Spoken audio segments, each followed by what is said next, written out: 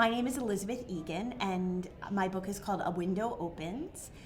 It is about a woman named Alice Pierce, who is a mother of three, and for the first time in 12 years, it finds herself working full-time at a job that turns out to be not at all what she was expecting.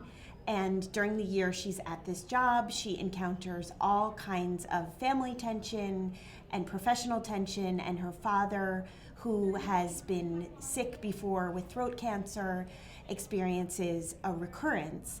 So the novel is really about the tug of war between work and family of origin and the family you have on your own. And I wrote this book because it was a book that I wanted to read. I found myself in this particular moment in life and couldn't find the book that I was looking for. So I decided to write it, and it came out when I was 40, so I'm sort of a late bloomer in the novelist field. And it's been a great adventure so far. I find that the book seems to be hitting a nerve with the very people that I was hoping would read it, who are women around my age, who are at the phase in life where their kids are no longer babies. They're starting to think about what their next move is in life.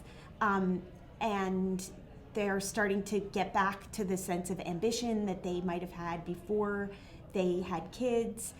Also, sadly, I think a lot of people around my age are starting to face the mortality of their parents, which is a big theme in this book. In real life, my father actually did have throat cancer. He was first diagnosed when I was 25, and he died soon after I was 30. And he lost his voice about 3 years before he died. He had his vocal cords removed.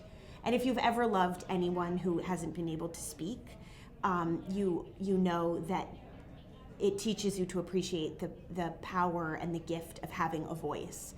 And I think, having witnessed my dad's illness, I spent a lot of my 30s thinking, I have a voice, I should be using it. The feeling of the finished books arriving in a large box on my front porch one spring day was hands down, after my wedding day and the days that my three kids were born, it was hands down the happiest day of my life.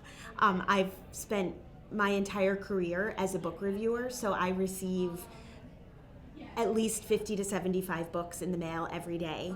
And to finally open the box that contained my book was, it made all of the incredible, lonely, frustrating, and sometimes humbling effort more than worthwhile.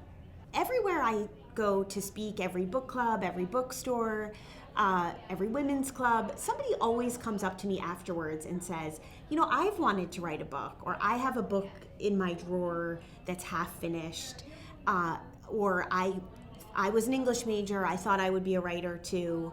And I always say to those people, it took me a long time to realize nobody will invite you to write a book. Since I'm a magazine writer by trade, I'm accustomed to receiving an assignment and then going with the assignment.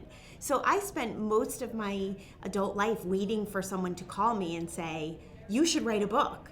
Nobody will ever say that to you. So I finally stopped waiting for the invitation, and I realized that the old Nike phrase, just do it, is pretty much the best writing advice you'll ever get. Just dive in, start writing, and don't stop. Don't read over what you've written and second guess yourself. Just forge ahead, and hopefully in the end, you will feel rewarded for it.